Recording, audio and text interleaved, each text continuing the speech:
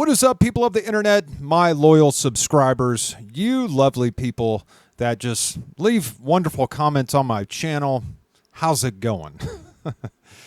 Actually, as a matter of fact, I have been getting some really good feedback from a lot of my videos, especially when it comes to like Peter Ruckman and then, of course, Martyr's Mirror, which, as we all know, is one of the greatest books ever written. Because why? Because it's history, man.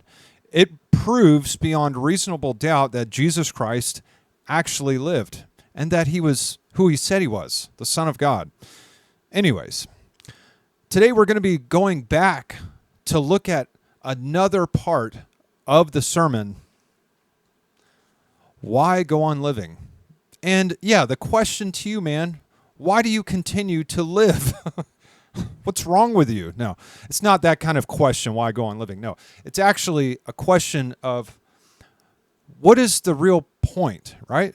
And we get down to that point here in this sermon by Dr. Peter Ruckman, which you guys should definitely support by going to kjv1611.org and buying this sermon for yourself, because I love Peter Ruckman's sermons. They are amazing. And if you guys don't realize how influential he was, let me just put it to you in this perspective. He made it to Chick Publications. And yeah, matter of fact, a reference point for his book was made in the comics. So that's how influential he was. And if you don't know who Chick Publications is, you have been out of the Christian circle for quite some time, or you're just new to the Christian circle. So welcome. This is the Baptist side of the internet, the Baptist side of Christianity. It's the most amazing side because why? Well, because we've been slaughtered for centuries. Been slaughtered for what we preach and teach, that Jesus Christ is the Son of God, that you can know for sure that you can go to heaven when you die as long as you are born again. Okay? So, anyways, we're going to go ahead and look at the second part to this video series of Dr. Peter Ruckman. It is amazing, and I'm going to have to provide some commentary and interrupt the video from time to time. I do apologize, but it is simply because of copyright strikes, man. So I'm not trying to get my channel banned, okay? I'm not trying to get shut down. So that's why I do that. So all you haters out there who are like, oh, you're just riding off the coattails of Dr. Peter Ruckman, I just want you to know you're absolutely right. I am standing on the shoulders of giants at this point, and that's okay. I don't have a problem with that, okay? Because why? It's all about the Bible. That's why, okay? It's all about the King James Bible, and this is about you. I'm doing this for you. It's like the cheating wife says to her husband. She's like, I'm doing this for you. I'm going out there to make this money. What was that movie? I'm trying to think of that movie. Was Robert Redford. Anyway. David, I did it for you. Oh, don't you tell me you did it for me. You did it for yourself. That's not, that's a lie. You were dying to do it. It's a lie. I would never do this for myself. It was all for you. Oh, don't lie to me. You were trapped in hell. But anyways, yeah, bad joke. I'm sorry, okay? I am doing this for you guys, though, so I hope you enjoy this. And without further ado, Peter Ruckman, Dr. Peter Ruckman, let me turn it over to you, sir. That's what he did. He thought the Macedonians, when they came, would get him. He knew his name would be Mud. The Macedonians got in, and they got in. When they got in, he said, they're gonna hang me or torture me or something. And he wouldn't trust God and live by faith, so he just took his life. I'll tell you something else about suicide. People commit suicide because they're just tired of the struggle. By tired of the struggle, they just get tired of just day by day, just having to fight the old battle every day. Get up in the morning and find food and find bread and keep body and soul together. They found a woman up there back in 1932. She jumped off down one of those subways, jumped off onto the track and let the train run over. I think they found 76 cents in her body. She was about 26 years old. Had everything. She wasn't a dope addict, wasn't a drunk. Just a woman just going place to place, job one job after another. Nobody loved her, nobody take care of her. Just finally said, well, it isn't worth it, chuck it. And she jumped in. You take her there in Kansas City, back here in 1934, an old fella came around there and tried to get in the Kansas City hospital to get free food. They wouldn't let him in. So went out, and about 2 days later, cut himself almost to death with a razor, and that time they brought him in. They had to take care of him for 4 or 5 weeks. He like to bled to death. When the nurse was waiting on him, he said, well, you didn't want me the first time I came here, but you'll have to take me now. You take that, why people sitting here tonight, if you knew what was going on that God sees in this country, I'll fly in sometimes and fly over some of these places at night, and fly over a place like I've been up in Los Angeles and going up in the hills there on the west part, look down across that place at night. You see down across there 30 miles, looks like 150 million Christmas trees down there blinking down there in that valley.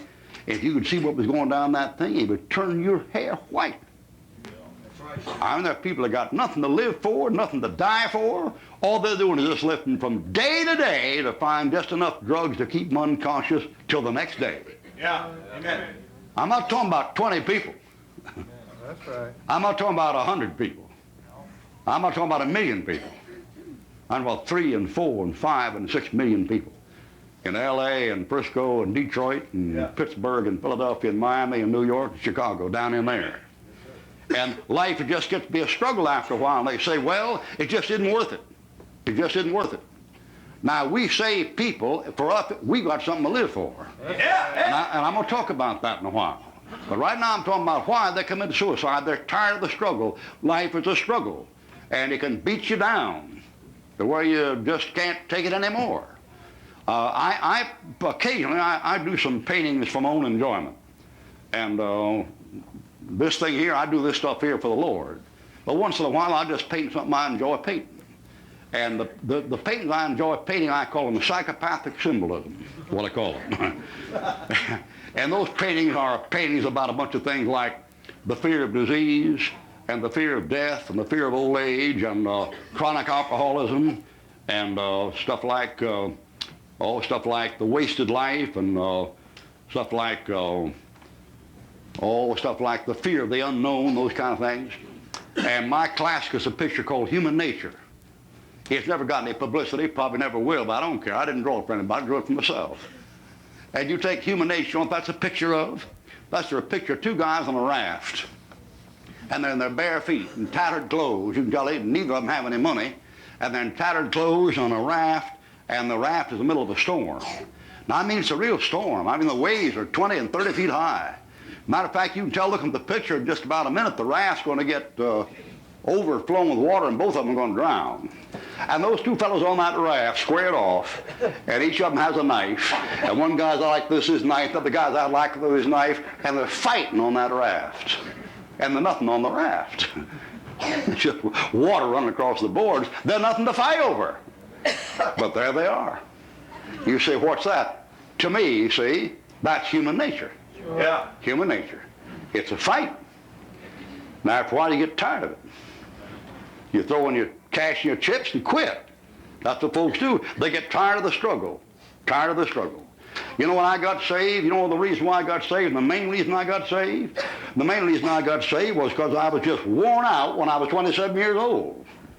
I came to see Father Sullivan, that Catholic priest down there at that Roman Catholic Church, St. Michael's down there on Palafox. When I came to see him, I grabbed him by the hassock, and I said, Father, I said, I'm looking for something. You got it? He said, well, that'll depend what you're looking for, my boy. You know, I got the overtone of that later on. But I said, I don't know what I'm looking for, but I said, I've been halfway around the world trying to find it.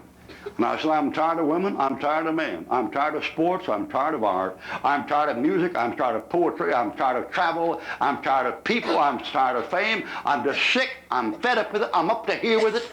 I said, if there's anything real in life I want it, you got it?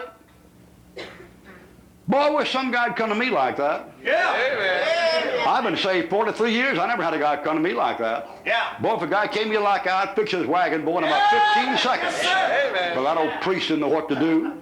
That dumb priest, he said, what you need to do, my boy, is join the church.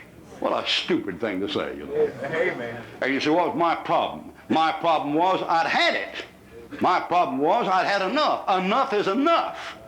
You know what I was worn out with? I was worn out with trying to find happiness. That's right. I'm going to have to just pause this right here, and I do apologize. Yeah, it's not that I really want to per se. It's just so I can interrupt it long enough to not get a copyright strike. But anyways, let me just provide a little bit of commentary. Dr. Ruckman is talking about depression, okay, and what people are going through, and they're just tired of the struggle, okay? I would venture to say that most people that do struggle with depression often are in a vicious cycle of drug or alcohol use, and that perpetuates the issues that you know creates the addiction. Okay, so you know, drinking or doing drugs is not going to fix your problem. It's just going to make it worse because, well, of the negative mental effects that it has on not only just on your brain, but also on your life in general. You could get a DUI. Okay, you could get angry and lose control of yourself. You could potentially not know where you're at and be in a very dangerous situation. All kinds of things. So people perpetuate the problems with their addictions, and their addictions perpetuate problems in the depression. So it's a vicious cycle. But I will say this, Dr. Ruckman has some very valid points. People are tired, and people are suffering, and people are in pain.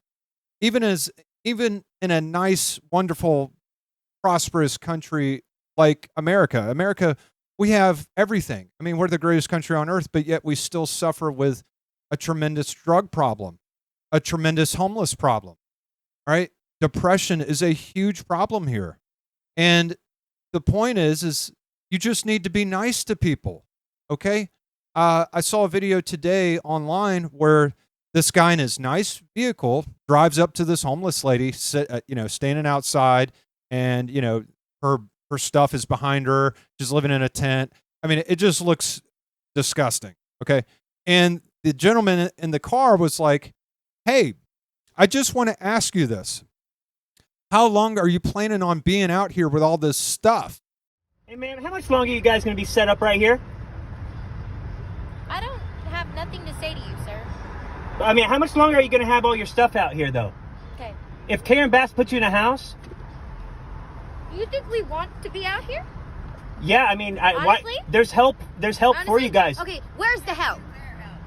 Karen Bass. Give us the help, and we'll get the fuck out of here.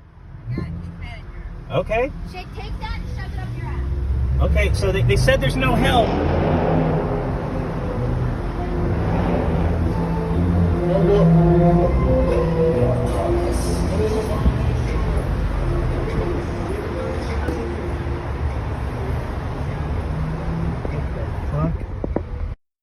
And she's like, "I'm sorry, but I have nothing to say to you, sir."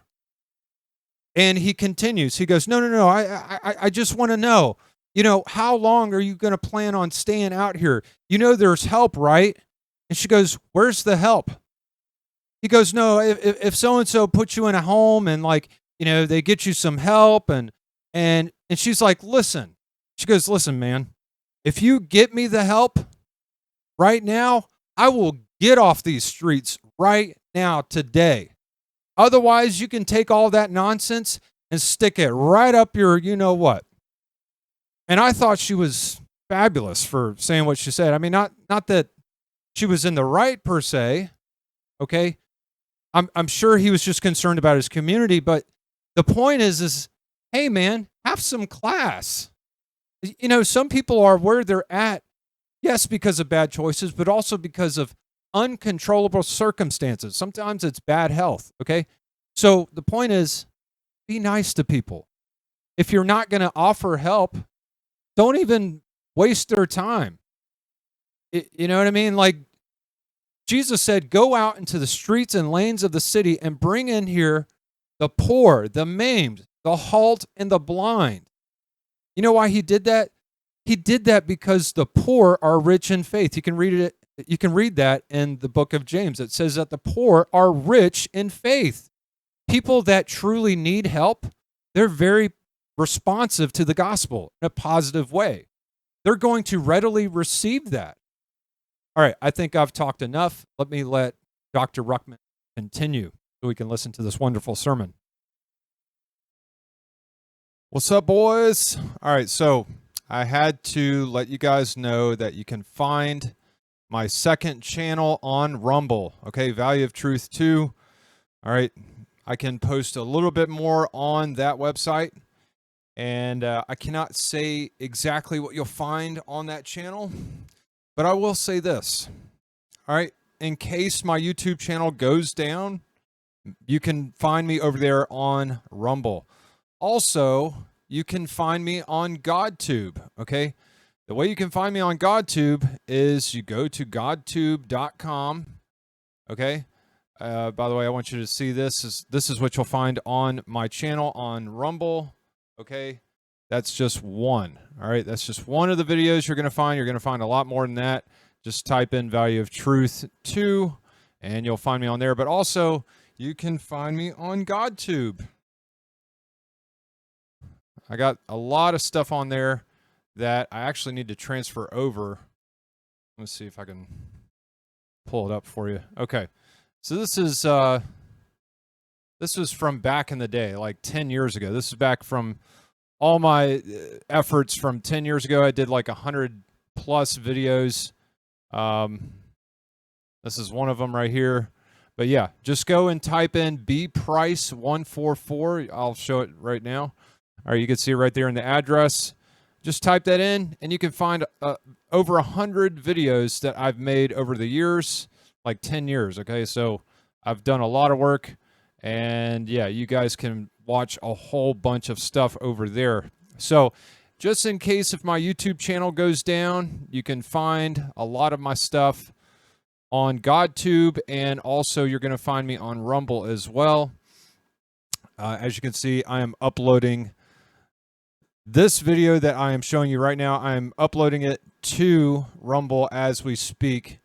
Yeah, because Rumble allows a little bit more than YouTube, but I cannot say too much. Okay, I cannot self-incriminate at this point, and I'm not going to, because you guys need to see this stuff. And I've already told you guys where to go to find the full sermons. The full sermons can be found at kjv1611.org. So if they come after me and say, hey, stop uploading, I can say, hey, I told you guys, or I told my viewers to go to your website specifically to buy your content. I'm not making money off this stuff. I am not getting not one single penny from your products, and also I'm not making money off of GodTube. I'm not making money off GodTube or YouTube. You have to have over 1,000 subscribers to make money. I don't care about the money, man. All I care about is making sure people are informed. But yeah, these are all the videos that I've made on GodTube. This was my original. This actually goes back far beyond the YouTube channel that hopefully you're seeing this on. This goes back way before that. It was a YouTube channel prior to this one, and that one got shut down. There's a lot of good stuff, a lot of good topics that I cover, and yeah, I lost my website because yeah, I was neglecting it pretty badly, and lost all the stuff on there. Yeah, the website was pretty cool, although it was a bit outdated and needed a severe upgrade. It was kind of like from the GeoCities time frame. If you can imagine how old that is, that's like 20 years old. So, yeah, I've been writing articles for approximately 20 years as of today. But anyways, maybe not quite 20 years, more like 18 years, but I guess you get the picture. But anyways, yeah, make sure you guys go to Rumble, okay? Go to Rumble and type in Value of Truth 2, okay? I'm going to show it to you one more time. Value of Truth 2 on Rumble. Make sure you guys go there, check it out. I cannot tell you exactly what's going to be on my channel. You're just going to have to see for yourself. And yeah, hopefully this will be up over there, and you guys have a great day. I'm BP signing out.